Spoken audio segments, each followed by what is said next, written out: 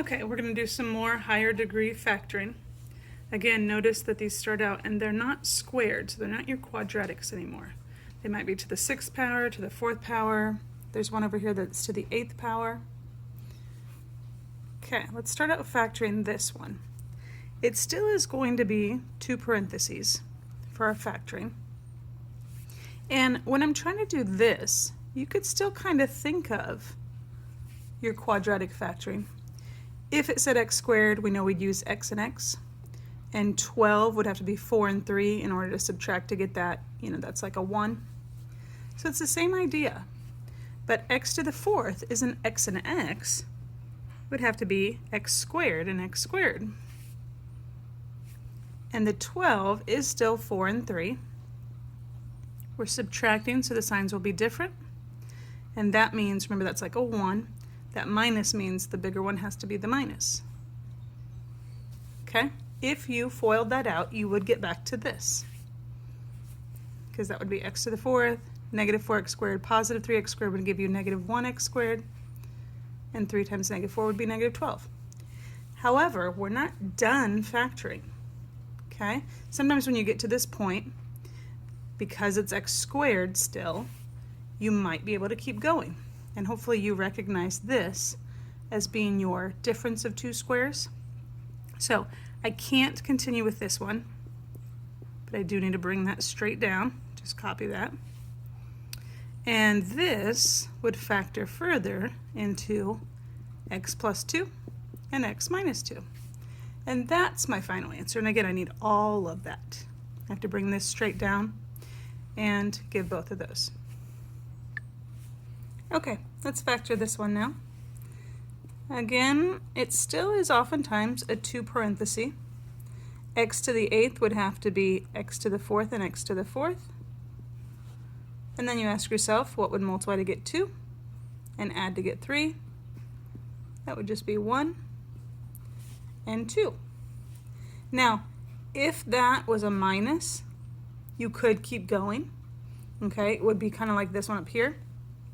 X squared and x to the 4th, those are both similar, where you could split it in half, square root the 4 there, so you could square root the 1 and get 1 and 1, but because it's plus and not minus, I can't do that. So I'm done. Let's come over to this one. N to the 4th would be n squared and n squared. And this is your perfect square.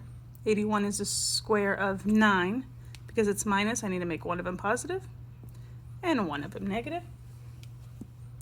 And you can keep going with one of those, but not both of them. You can only keep going with the minus. So this would have to stay. And this would further factor into that. And that bottom line is your whole answer. All right, last one for today. This is the 6th power, so probably we need to do 3rd, h to the 3rd. And 4 could be 4 and 1, and it could be 2 and 2. Here, it is going to be 2 and 2. And 7 can only be 7 and 1. So there's that. If you checked, this would be 2, and this would be 14. And those do subtract to get 12 in order to make them a negative. I'd want the part that makes 14 negative and this part positive. And again, that's all the further I can go because these aren't squares, okay? So I'm done at that point. Now on your homework, you're going to get several like these that we just did. You're also going to get a repeat as like review of ones we did yesterday. So this was factor by grouping. Just a reminder, when there's 4 of them, remember you do it like that. Like take out something they have in common, like here they have a 5 in common. Okay. If they look like this, okay, that's slightly different than this was. Oh, and by the way, I should have said that. Let me zoom up. Notice these don't have a letter at the end. It's kind of the giveaway that it's going to factor into 2 parentheses. And see, like this, it's going to just be whatever that split in half is.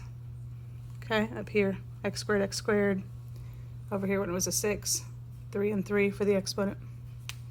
But on this one, these are the ones from yesterday and even some from the day before where we tried to take a 4 out of everything and then everything had a y. Remember, so you start out with 4y and then one big parenthesis, what's left, and then you'll probably get to a point where you can keep factoring.